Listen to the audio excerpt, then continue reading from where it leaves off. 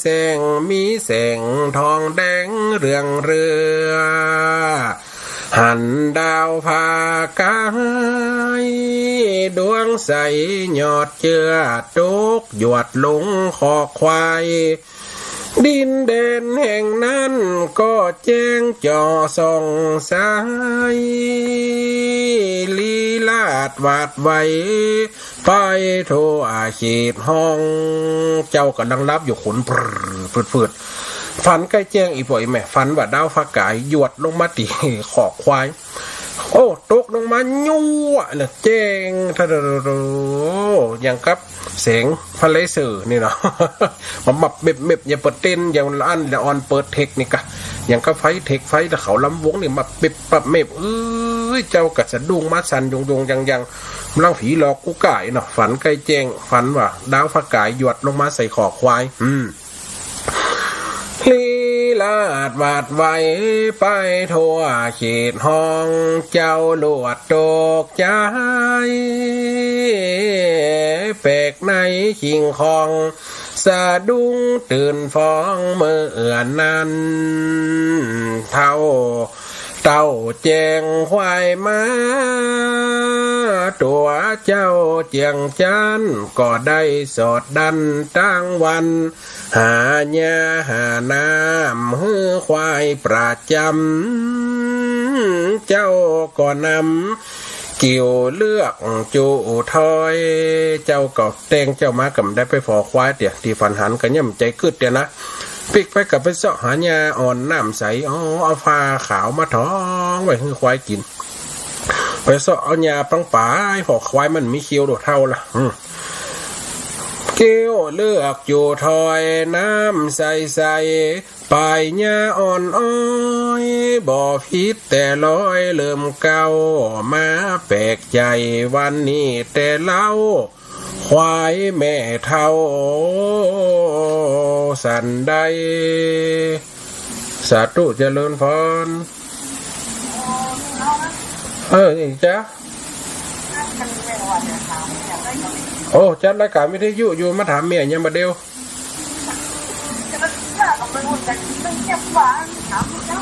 เด้อมันได้จัดรายการวิทยุอยู่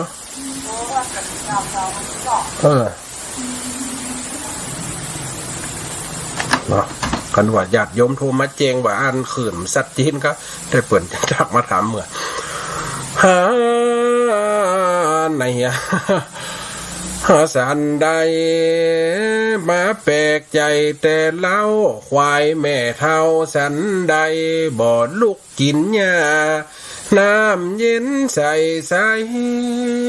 กะวนกะวายนอนอยู่เต้าอันอีหลอกควายนี่ก็เจ็บต้องอีแม่ควายเท่านี่เจ็บต้องหายใจพรึแล้วก็ดินไปดินมาเดี๋ยวก็ลุกเดี๋ยวก็นั่งเดี๋ยวก็ลุกเดี๋ยวก็นั่งควายมันเจ็บต้องมันจะอันลูกเป็นละอ่อนเขาเรื่องควายเขาถึงหันเนาะโอ้จะได้ควายเนี่ยมันเสียงเรียกเสียงเลี้ยนลังจะมาตายเหตุจ้ะไอ้โลเอาหญ้าคือกินในกระไดเอาน้ำเขาต่อปากกระไดเอาหญ้าเขาใส่กระไดกระตื้มกินกระวนกระวายนอนอยู่เต่าอันบ่าวน้อยวิจัยก็ได้ป้อปันหันสำคัญอย่างนั้นก็ไปลูกกามอุจาเพื่อฟันว่าตัวควายเท่านอนได้หญ้าอ่อนบ่อเกี้ยวน้ำบ่อสนใจดูอ่อนล่ำไปมาป่วยเหนื่อยหน้าโอ้ยเจ้าควายเอ้ยเป็นอันยังกูก็รักษามึงดีลูกกูก็พอมึงจะดีวันนี้อย่างมึงอ่อนมึงหิวมึงกินน้ำกินเนี่ยแล้วมึงจะมาตายละกูเหี่ยก้าควายดำเฮ้ยอ๋อเจ้าแม่นะแม่มึงเป็นยังเห็นเนาะเจ้าได้เป็นคนอุ้มหมดลูกเห็นดูว่าควายเนี่ยมาป่วยมาไข้ มาป่วยหน่อยนาสู่ลังบ่อตายลาใจตัวข้าบ่าวก็อุปาเงินเก่าค ควายเท่าก็ลับบ่สนใจเล่าพับหูหมอกดินไปมาอ้อยวิชัยนั้นอินดูหิงสาเวตานาล้ำจ่าทอเก่าทองหลักคนเท่าฟังกำลังหลักให้ในวิทยุก้าเอ็นดูควายเท่าใครจะลำทองยามเด็กกลางคืนก็เข้าสู่ห้องผงใส่ยานอนเต็บมิดเตือนเจ้าขึ้นมาเจ้าก็วิ่งวิดไปพอควายเท่าตันใดยามเมื่อนั้นอาสาจันใจปล่อยมีลูกควายดูดนมแม่เท่าอ้อยตื่นเจ้ามาหันควายน้อยดูดนมแม่ปุ๊บจุบพะหน่อยดูสูงงามเล่าพิษตามแบบเบาเป็นควายอาชาเลิศล้ำเจ้าก็ดีใจว่าบุญมากรรมพิษเป็นควายปูได้ถ้าเป็นควายแม่คงได้แผ่พายเจ้าก็บรรยายกูได้เต้าอันอ้อยควายแม่เท่ามึงเกิดลูกออกมาโอ้ตัวเต้ตัวว่าถ้าโมไหนโมอย่าเตอะเจ้าแม่ไหนแม่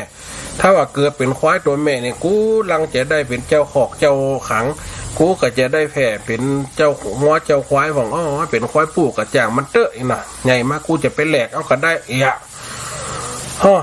เมื่อเกิดลูกเต้าหัวทีเมื่อว่าอีปล่อยแม่ในตามตำราโคตรฉลักเนาะมันยังกระจ่างจ้างกระจ่างหัวกระจ่างม้ากระจ่างเปิ้นว่าถ้าว่าเกิดลูกเป็นม้าอาชาแม่ม้ากระย่อมตายควายเกิดเป็นควายหิงสาเนี่ยเป็นควายตีเป็นถูกลักษณะเนี่ยนะถูกลักษณะควายตัวแม่ก็ย่อมตายมันจะเป็นจะอันในปล่อยแม่เป็นห้องว่าเป็นควายตีเลิศเป็นควายตีเลิศกว่าควายตั้งหลายม้าเป็นม้าตีเลิศกว่าม้าตั้งหลายมีกำลังต่อม้า6 ตัวควาย6 ตัวเป็นควายตีมีกำลังแปลกคงได้แพ้ฝ่ายเจ้าก็บรรยายอูได้เต่าอันเมื่อลูกควายงามเกิดมาเจียงจันแหม3 วันหลอดเต่าแม่ควายชาลาที่เป็นควายเก่าเมื่อเกิดลูกเต่าหัวทีกำลังมันนั้นหมดดันสันทีก็มวยอินทรีตายลงขาดความเจ้าก็อะไรน้ำตาไหลท่วมแสนเวตานาเจนลำเจ้าบ่าววิชัยบุญภายโพดกรรมก็ฟังแม่ควายตันใดลูกควายก็ห้องหาแม่ใส่ใจบ่มีนมใดเฮ้อลูกน้อยควายน้อยของแม่ห้องหาแม่ติ๊กอ๋ออยากกินนมคอพอแห้งพอผงเอ็นดูลูกควายกินนมแม่ได้3 วันแม่ควายมาตายละเจ้าแม่นายแม่อ๋อเป็นควายอาชาบ่มีนมใดเฮ้อควายลูกน้อยก็ออกซอหาน้ำนมที่ถอยจากเปื้อนเจ้าบ้านแคว้นนั้นเขาการุณาตัวเจ้าเจียงจันลาบเลี้ยงจากควายเจ้านาเพื่อหวังให้ลูกควายน้อยนั่นนะเพื่อเล็กลากาก้านมใจใจสวัสดีครับแม่สวัสดีครับป้ามีควายหลายอัน พอดีควายผมเกิดละแม่มันตายผมขอรับจ้างเลี้ยงบ่ครับเนี่ยขอรับจ้างเลี้ยงควายผมบ่เอากะจ้างรางวัลอย่างครับขอให้ควายผมเนี่ยได้กินนมก็พอป้าเอ็นดูผมเถอะครับ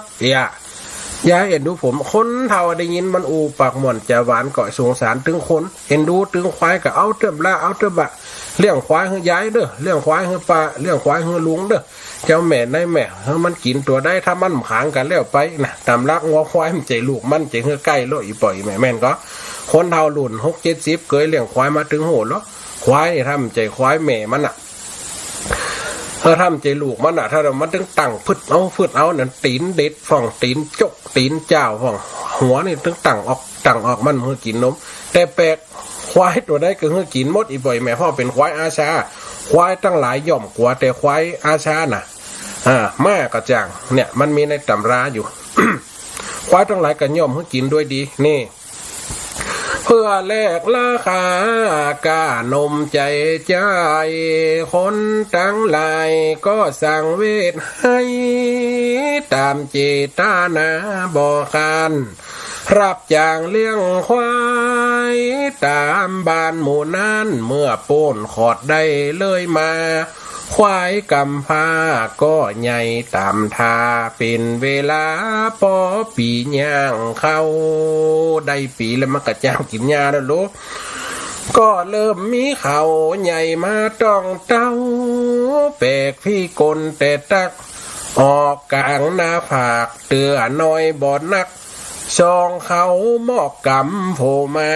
เนี่ยควายได้ปีมาเขาหมอกกำโผอีกแล้วนะโอ้ควายตัวนี้แปลกเฮ้ยเปิดมี2เขาไอ้มันออกกลางหน้าผากเข็มเขา1ควายไอ้วีไซมี3เขาปีน้องเจ้าบ้านเหยไปพอกันเต้ออีละเท่าถ้าเป็นเดียวนี่จะถูกกาเทียนกาสปะน่ะดอกไม้แป้งไปฟุกกันนี่เนาะขอเหล็กกับควายอันนี้ มันเป็นสมัยโบราณได้นี่นะแปลกพี่ก้นควายแบบนี้มีเขา3เขาโอ้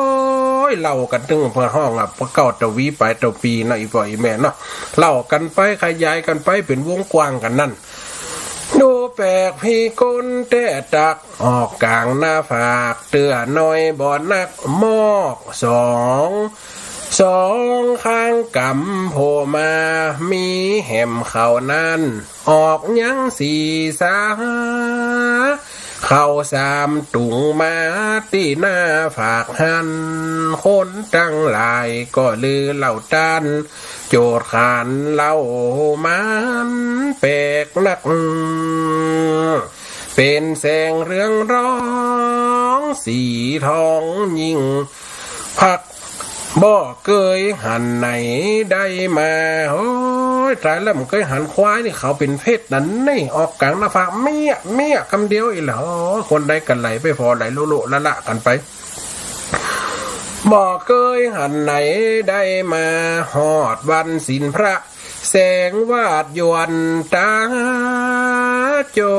ตนาดังไปควายบานดังไปข่อยบันข่อยจองเนาะดูอาจสาจารบ่มีก่อนอันว่าบุญสมปานเจ้านักมีควาย3เขาออกมาพร้อมพักเป็นเพชรเป็นพลอยเกิดมาคนไหลมาพอเป็นจ้อแปลกตาเทียบลากานับกาบอดใดเพราะบุญเจ้ามีเนื้อตกออกไตมาแอวมาใจสะต้านส่วนว่าเศรษฐีตีโกงเจ้านั้นก็มาแผ่วบ้านขอควายข่าวไปถึงฤาษีฤาษีป่ะข่าวไปถึงเศรษฐี ไปกังฤาษีโอ้ปอฤาษีมา ปอเศรษฐีไปพอเติมได้เลยนะ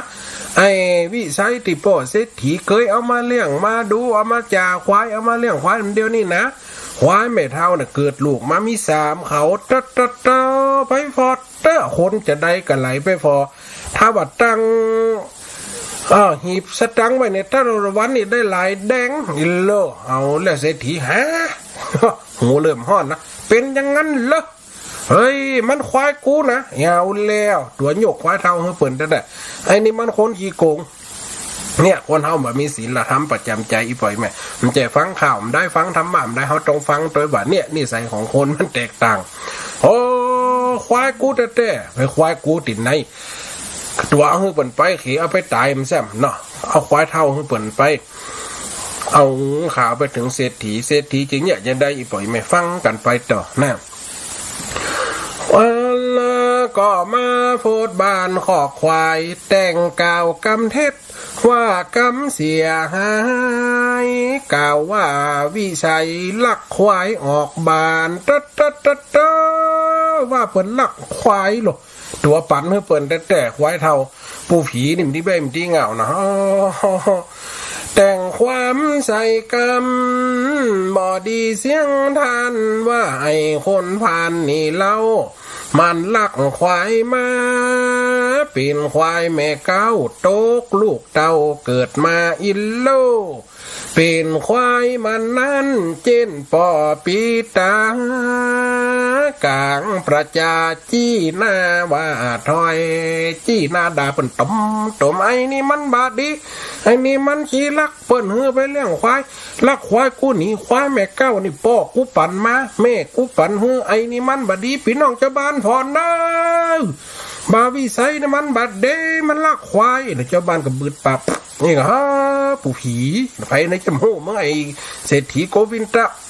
มึงอ่ะเป็นคนดีจุเปิ่นสักกี่คลายจุเปิ่นมาสักกี่คนเนี่ยมันคนดีมันเดจะมากาวเทศเกตคำแหมตัวตกปั่นควายเท่าเปิ่นเพราะอย่างดีตายกลางตั้งดีกับมันเอามาจ่าเอามากาวว่าเป็นควายมันน่ะผู้ผีนี่มันได้แบบดีเงาคนได้กับเบิร์นนาหนีย่างนี้กันลุบลับข้านหันผู้ห้าตั้งนี่อิโลที่หน้าด่าถอยจะเอาขึ้นไปว่าไอ้คนน้อยฮือมองคอยตอยว่าร้ายคนตีได้ฟังบ่อดใจไว้ก็มาปกป้องพี่ยานว่าเศรษฐีนี้กล่าวกำคานหาลิยานบอดีเสียงทานอย่างดีเจ้าบ้านเขายังปกป้องเนี่ย มันจางเลี้ยงควายเมื่อเดิมก่อนอันจูวิชัยมันแต่เล่าอยู่ป.5 ปีบ่ถือเงื่อนเก้าว่าจางตัวเจ้าใจกา1 ปี1 ลูกบ่แม่นกาแต่เดิมมาหาก็บ่เฮอบาดเดี๋ยวนี้มาเขียวเยอะย่องยือว่าเป็นควายมันนั่นเล่าโกลาหนเดือดกันสาวจะเอาควายเจ้าวิชัยจะดึงเอาเจียกดังบนติ๊กควายกูจะเอาไปใครจะว่ายังได้กูไม่สนจะทำไหมนี่ควายกูเอามาเลยนี่หรอไปเตะเอาเจียกดังบนสายสายออมดังบนจะจุงไปติ๊กกับควายกูอีกนะจะลูกควายจุงควายกำดิ้นจ้วงอีกบ่อยไหมกำลังมันหนักนะควายหันปนห่อควายซีวีลาดควายเนี่ยนะควายอาซาเนี่ยนะเอาจะเอาควายเจ้าวิชัยเจ้าบ้านต่อตาอ้างว่ากำไขเศรษฐีใจไว้จะเอาจนได้อินดูวิชัยเจ้าได้แต่ให้บ่จ้างอู้ไปหลายวกหอยนั่งให้งงคนตั้งหลายก็ช่วยสาธกก็บ่สู้ต่างกำมีเขาก็กลัวยังกำขู่เศรษฐีบามุนี่นะอีมุนี่นะ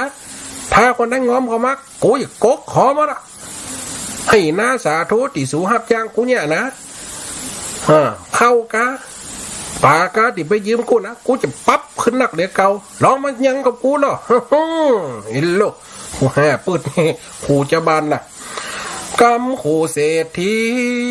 ว่าไฟปากดีจะเงียบต่อหน้าจะเอาตั้งการ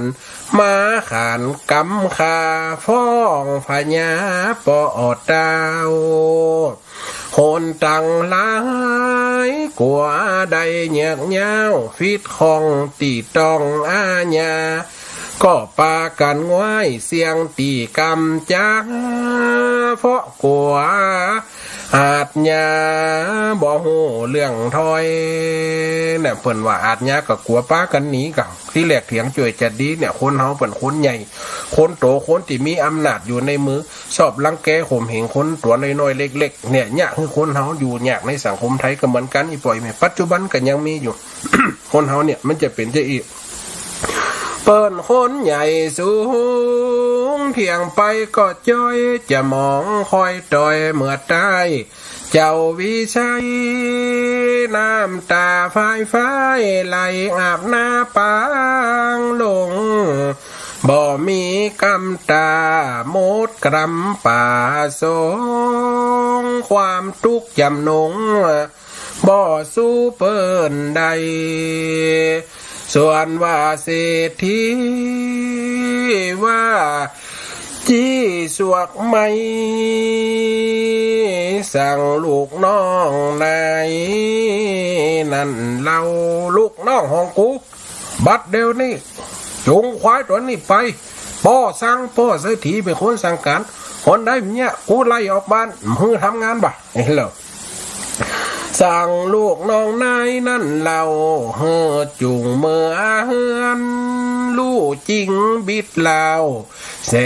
นที่โศกเศร้าใจวิชัยนั้น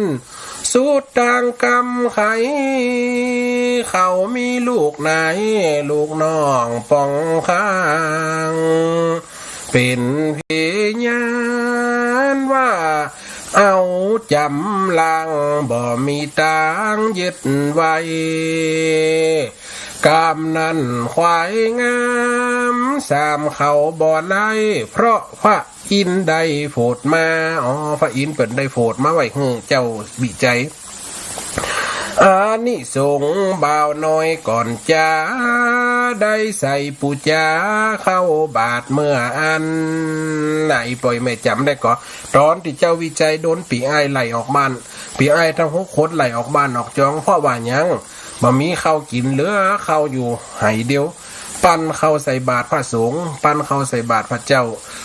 พระปัญเจกพุทธเจ้าอันนี้สงฆ์นั่นเตวดาพระอินทร์ก็เลยโผดฝายมาเขาควายปูดออกมาอย่างเข้าปุจจานี่เขาตีสามอันนี้เป็นควายพระอินทร์ปุ่งปั่นไปเพราะอันนี้สูงได้ใส่ปุจจาเข้าบาทเมื่ออันแต่เป็นองค์อินเกิดมาสอดดันลองใจกุมมารเมื่อเก่าเข้าวิทย์ให้มีใจน้อมน้าวสละใส่บาทเป็นตาลบาทเดียวนั้นเกิดปาฏิหาริย์คนร้อยคนพันจุงควายออกบ้านเจ้าคนเป็นร้อยลูกน้องของเศรษฐีโกวินทะจุงควายออกบ้านมันได้ลูกดึงไหนก็ได้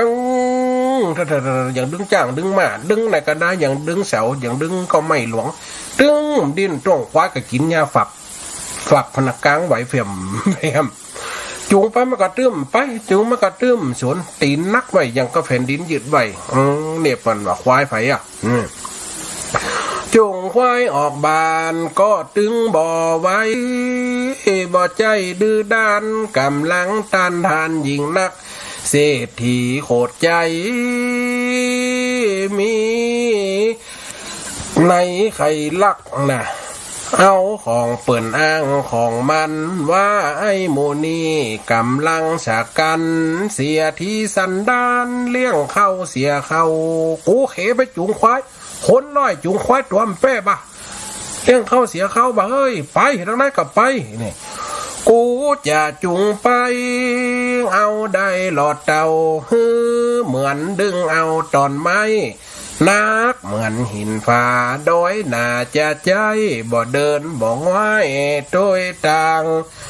ยื้อมันจุกยางเกี่ยวยาแกว่งหางเรายืนมันอยู่หันเนาะยืนมันอยู่หันเกี่ยวยาแกว่งหางเวทดินท่วงถ้าเป็นคนจะซอยหัวลุบๆอ่ะนะเอากูไปกะกุ้มไปนะกุ้มจะนุ่มจะเจ้ากูเห็นน่ะยืนมันจุกย่างเกี่ยวย่าแกว่งหางเศรษฐีขนังใจดุสวกกา ควายบ่ตวยตามว่าลามย่ำคาด่าวุ่นวายเมื่อนั้นควายห้ากินห้าเอาห้าปักห้าตื้นกูจะเปียค้อนทรายนี่กูจะเปียเอาไม้เขาบุ๊บนึกย้ำพอเราควาถึงนี่ ห้าล่อนห้าเงาไปหรอ ห้ากินจีนหลอดด่าคนกันโอ้จะบุ๊บควายหรอควายพระอินทร์ใช่ไหมนี่ใจดูสวกาจะบุบจะตีก่าวถ้อยสะตานว่ากรรมสะบันนาว่าไอ้ควายนี้จาดแค่หิงสากำลังเดชาเหลือตาอาจอ้างเกิดกับควายกูแม่เก้าเล่าสร้างบ่เป็นแนวต่างกุญย้อนว่าสุดกรรม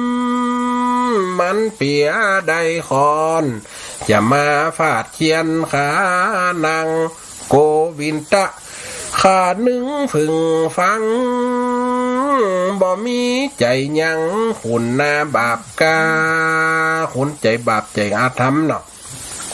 จะบุบจะตีอย่างเดียวควายสามเขากำลังอาจกาคุณอินตาสั่งใจรู้โดยวิธีแห่งองค์หนอไทยหูรอดได้ปัญญาว่าเศรษฐีนี้เจือคนบาปนาบอกวันลากาอาธรรมใจไม่ผสมกล้าผสมละกาเป็นคนอาธรรมต่ำจ้าจูเปิ้นเลี้ยงควาย5 ปีจะใจเตียงได้โลภะใจบ่เป็นธรรมไอ้โกวินตะพระอินในล่างควายดำก็หกวิ่งโยนเข้าโตนวิตดำป่าประธรรมเศรษฐีผู้เท่าก็นั่นควายในกะอื่นกะตัดจะบุบมันกะจะตีมันก็ควายในกะอื่นเขาลึกตึกตักปุ่งเขาจนเขาคิดใส่วันเขาวุ่นวะมย่องตะพอยันตุ้งปีใหม่นี่นะป่าประธรรมเศรษฐีผู้เท่าควายสามเขาหล่อแตงวีดเขาฮือตายไปยังเหมือนนั่นฮือชอบใจให้โลกคนตั้งหลายก็ลือสะตานหุยกันเต็มบ้านอึ้งอังพ้องว่าดีแล้วตายก็เอาฟังพ้องเหิดดังเฮ้อมันตายแล้วบ่ผู้โกวินตะพ้องเหิดดังไข้หัวจนพ้องว่าเว้นกรรมนี่ตึงบ่ปนคนมีเงินแต่ใจอาธรรมเอาตัวหมายเป้ยืดเข้าเมินมาคนเจนนี้ตายเหียแล้วนะแผ่นพระสุธาสูงศอกออกคอแต่มันตายก็ดีแผ่นดินยกขึ้นเป็นศอกออกจะเป็นข้อมือบนน่ะไอ้เท้าตายแล้วบ่ใครได้กะบุบเปิ่นกะตีเปิ่นกะแจ้งเปิ่นกะเนี่ยคนเฮาบอกว่ามีปิยวาจาพูดจาสดเสียดลบโลเปิ่นเจ็บเปิ่นเสียเนี่ยคนเฮาเนี่ยมันก็เป็นการกระทำสิ่งติ่มมีปิยวาจากำอุ่มเป็นมงคลนี่ควายตัวนี้ก็จนก็เป็นควายพระอินทร์โลพ้องก็อินดูพ้องก็ตอบยอจำจีมีมอสาเศร้าเมื่อมันไข่ได้ควายตัวนี้เล่ายังจักตีเขียนขานังตายจังเตอะตายจ้างมันยังคนเขาเล่าพลางยืนพอกันหันแต่อดอัดต่อไทยมุ้งดอกบทที่3จบก่อนว่าอันก้อยฟังแหมนั้นเต่านี้เล่าสู่กันฟังก่อนละนายเฮยน่ะอีปล่อยแม่บทที่3วางไว้เต่าอีก่อนฟังเมื่อเจ้าได้ควาย3เขาเกิดออกมาจากควายแม่เท่าแม่เก้าพอเศรษฐีโกวินตะกับมาต้ยจะมาตีจะมาซิงจะมาลู่จะมาเอามาบีบเอาจนได้สุดท้ายจะ ควายตัวเนี้ยก็เกิดการฮึกเหิมขึ้นมาพิษแตงจนเนาะสายแรกเข้ามาใครเอ่ย สาธุเจริญพรโยมแม่ผัดสาธุมนเต้มนว่าอี ถ้าเมืองเสริมเป็นหนาวก็จะหนาวเนาะเสริมงามนะเจ้าหนาวมันเดียวเขาแรงยังไงเข้ากับมันยังก็เก่งผักกาดเปิงเปิดหน้านี่นะน้ำกอกผักกาดหน้าผักกาดจะกินผักกาดเนาะนั่นน่ะเปิงแจ๋อะไรเศรษฐีมันตายโอ้ชอบอกชอบใจนะดีไปดีปอดน่ากะโอไปกวนนอพระเจ้ามันได้วันนี้นะพอเป็นนอพระเจ้าควายเกิดกับเอ็นดูเนาะโกงเนาะขี้โกงเนี่ยคนเรามันอยู่มันได้หน่อยหน่อยแม่เนาะเจ้าตึงอยู่ไปได้คนขี้โกงไหนนั่นน่ะสาธุเนอเจริญพรกำลังใจเด้อสาธุกูติดสาธุสายต่อไปแม่พรร้องวัวแดงสันกำแพงไส้หรือไม่ราชการเจ้าไม่ใช่พรเนาะเราสวัสดีปีใหม่สวัสดีปีใหม่เนอกำลังนี่เนาะม่วนก็วันนี้ข้าวม่วนจัดม่วนดิ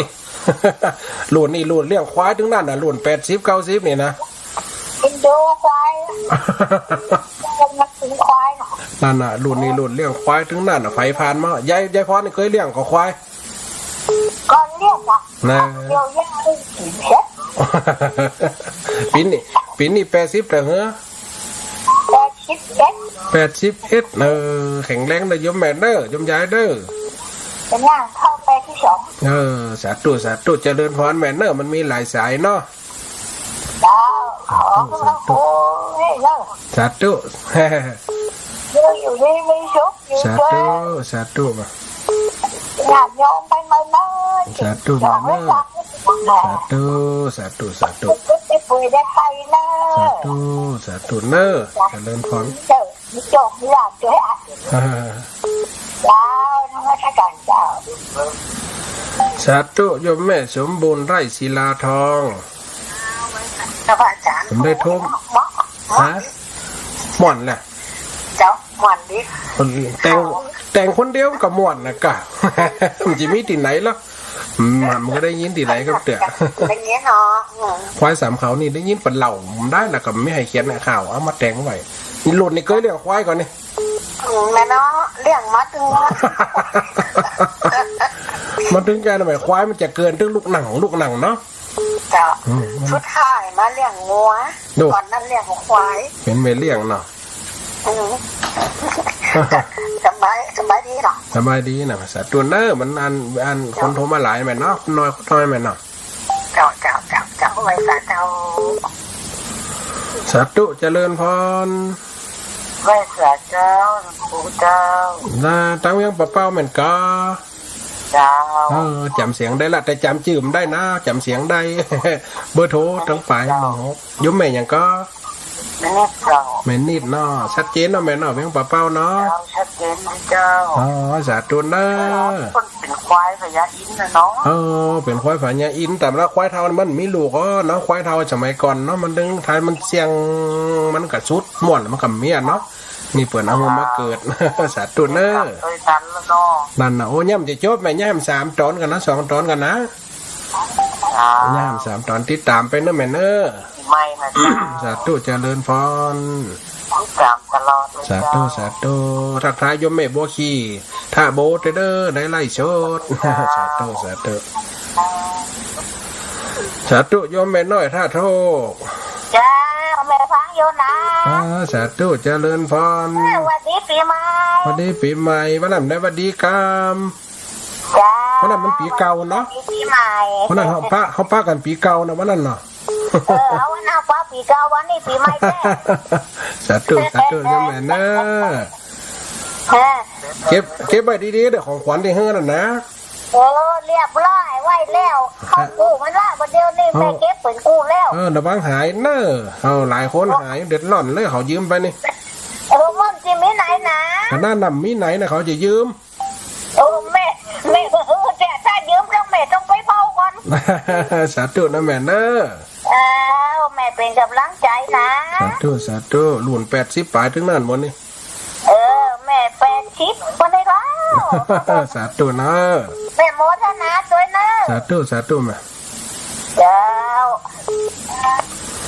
สาธุเจริญพร สวัสดีปีใหม่เข้า สาธุโยมแม่อนุโมทนาเด้อแม่ฝากบุญมา500วันนั้นนะ อาจารย์เจ้า สาธุแม่ ไม่นี้บอกของต้องอาจารย์มีสุขภาพแข็งแรงเจ้า เช่นกันเด้อแม่เนอะอนุโมทนาด้วยแม่เนอะที่อ่านฝากหล่มทำบุญมาเนอะ เจ้า สาธุ ขอโทษเจ้า สาธุแม่ เจ้า สาธุทั้งลำปูนจะได้ฟ้อง เจ้าสวัสดีเจ้าค่ะอาจารย์ ลำปูนชัดเจน อินโดเนาะ แบบมนโคนนะกับเจ็ดต้องอ่ะ บุญเรื่องบุญหนังเนาะ สาว เกิดมากระตายเนี่ยเป็นควายอาสามันถึงจะอ่านแบบในตำราน่ะทางในตำราเต้ๆเป็นก็จะเป็นจะอ่าน โอ้อาจารย์แต่งเอาคนเดียว แต่งคนเดียวถึงนั่นเป็น300กว่าเรื่องอะเดือนนี้ยังพุทธประวัติท่านใดตอนที่11อยู่ตอนพุทธประวัติเสร็จยาว เจ้า สาธุเนอะเจริญพร เจ้าเป็นกำลังใจเนอะสาธุเจ้าก็ไว้สาเจ้าชัดเจนดี98.75นี่เน สา อะ ธุตั้งลำปูน พระผู้จงซักเจ้า สาธุเนอะ สาธุเจ้าก็ไว้สาเจ้า ทักทายแม่เทียมฟ้าคำปานแล้วแม่พิษสมัยด้วยเนอะสาธุโยมแม่ศรีกุล กับไว้สาท่านพระอาจารย์เจ้าสวัสดีปีใหม่ด้วยเจ้า เมื่อวันเล่นน้ำไม่ได้โทรหากันโยมแม่ ขอให้สุขภาพแข็งแรง เช่นกันยาวนะ ไอ้แม่ก็ฟังไปแหมเมินเนอะโยมแม่ศรีกุลกับแม่บัวไข่นี่นะเสียงเหมือนกันแยกมาออกนะถ้าว่าจำได้นะถ้าว่าจำเบิ่มได้นะจะตักพิษแล้ว เสียงเหมือนใครหัวเหมือนกัน ลุงบอเขาตุดอันท่านมหายำนันว่าล้ำเหมือนกันเนาะ เหมือนเสียงเหมือนเสียงเขาใครหัวกับมัน สาธุแม่น่า กับลังใจเจ้า สาธุ เจ้า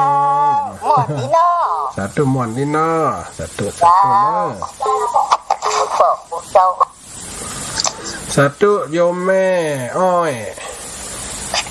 เจ้าพระประสานเจ้า สาธุสวัสดีปีใหม่เด้อแม่เด้อ ปีใหม่เช่นกันเจ้า ว่ากันปีเก่านั่นหันไก่มันได้ตักกันกาม เข้าไปบัดทองเจ้า สาธุ แม่คือพออยู่ข้างนอก สาธุนะแม่เนอะวันนี้ไปขายของก็ ขายเจ้าขายทุกวันวันผมเป็นตั้งมาอยู่วัดบางมอจะไปขายในวัดเจ้า สาธุแม่เนอะบุญกินบุญทานรักษาเด้อ เจ้าตามน้ำมันประการเนี่ยเป็นกำลังใจให้ด้วยเจ้า สาธุแม่ เอ้า สาธุจะเดินพร เจ้ากลับไว้สาเนอท่านพระอาจารย์เจ้า สาธุ แม่สุเกลศิลพรสีเตี้ยบ้านโฮงหลับปุนเด้อ สาธุ โอ้ฟองหมดแต่หมดว่าแต่โอ้ยควายแสมขาว สาธุ ชัดเจนนี่เด้อท่านพระอาจารย์เจ้า สาธุโยมแม่เนอะ เจ้าวันห้วยจ่องซักนะเจ้า สาธุ กลับไปสาธุนะเจ้านะ ทักทายไปทางเฟซบุ๊กไลน์เนอะโยมแม่โบขี้ว่าไว้สาอีโลแม่พี่สมัยว่าไว้สาเจริญพรเนอะสาธุเจริญพร แต่ว่าสาพระอาจารย์เจ้าไม่ไรเนอะ ไม่ไล่เดี๋ยวก่อนเด้อคิดก่อน ใจตำบลปะนิ้วมันขจานเจ้า ตัวแม่ขจานปังยิ้วนี่ เจ้าที่ตื่นใหม่แน่ท่าอาจารย์เจ้า สาธุโยมแม่สาธุเนอะ อ๋อมาใส่นวลอันไอ้ใจนะแต่ อันวิจัยเนาะไอ้วิจัย แต่ก็จะดีหน้ากายโอ้โหกระอกใจ ใช่องค์เชื่อใจควายคิดเหียคนมาดีอ่ะ โอ้ใจขึ้น ติดตามเป็นวันย่ำ2 ตอนนะแม่เนิ่มจะจบแต่นะ เจ้าไปสาเจ้าเด้อเป็นกำลังใจเด้อ สาธุมันจะไปจบจะได้นะ เจ้าไปสาเจ้า สาธุทั้งพี่น้องบังเหนือแม่เลื่อนแสนโต ไว้จ้าพระอาจารย์เจ้าแม่สันโย สาธุหมูนี่ลุ่นเลี้ยวควายทั้งนั้นเลยหมู วัน นี่ นี้แล้วน้องเก่าเนาะ นั่นนะหมูนี่ลุ่นเลี้ยวควายทั้งนั้นนี่โทรมานี่ ไว้ถามเขานะ นั่นนะ วันนี้แล้ว สาธุแม่ฟังไปเนอะแม่ได้ยังเรียนสองตอน กำลังใจเนอะ สาธุเนอะ จ้าสัตว์เห็นดี สาธุสาธุสัตว์เจนดี จ้ากับวิชาเจ้า สาธุมาแหมสักสายสุดท้ายก่อนจะหมดเวลาเจริญพร เจ้าไว้สาเจ้า ก่อนเด้อขึ้นหาก่อนเสียงไฟ จากกับปางกระแป้งหินเทพเสด็จเจ้า สันกำแพงหินเทพเสด็จเพื่อนเด้อ จ้าสวัสดีปีใหม่เจ้า เส้นกันได้อยมแม่เน้อ เราขออยู่ดีมีจุกตลอดปีตลอดไปเด้อ สุขภาพแข็งแรงนะแม่เน้อเส้นกันเลย เจ้า สัตว์อยมแม่ตั้งเทพเสด็จมาตะปวนเป็นหนาวเด้อเป็นอยู่แพร่ใช่ไหม หนาวแม่น้องทองผ้านี่ นั่นน่ะไก่ป่าเมียงสมัยแม่เราเดือนเจ็ดเป็นยังได้ดังไฟหิงกันน่ะ เจ้าก็เฮงกันเรียกว่าว่าเฮงกันนะเขาจะนอนบ้านถ่ายบ้านมันอยู่พอดีแล้วกัน น่าแข่งแตกเนาะหิงไฟหนัก เก็บกาแฟน่ะแต่ไม่วันมาผมเก็บกาแฟ เก็บกาแฟแม่เนาะช่วงนี้นะ เจ้าเก็บกาแฟ แม่ยังไหวอยู่เอ๊ะ ฮะ แม่ยังไหวอยู่กะเก็บกาแฟ จ้ะไหวกับแม่อายุ75แล้วนะ อ๋อขนาดว่า70 ฝ่ามาเก็บกาแฟมันเจว่าติเปียงแม่น้ำกระด้อยเขา ด้อยนะกันว่าไปได้3-4กิโล10 บาทอ่ะ ในแม่ตาคนเดียวนะกะ โอ้คือของแม่ก็มีแม่บอกเก็บแม่ให้ลูกสาวเก็บแล้วก็แม่ไปรับจ้าง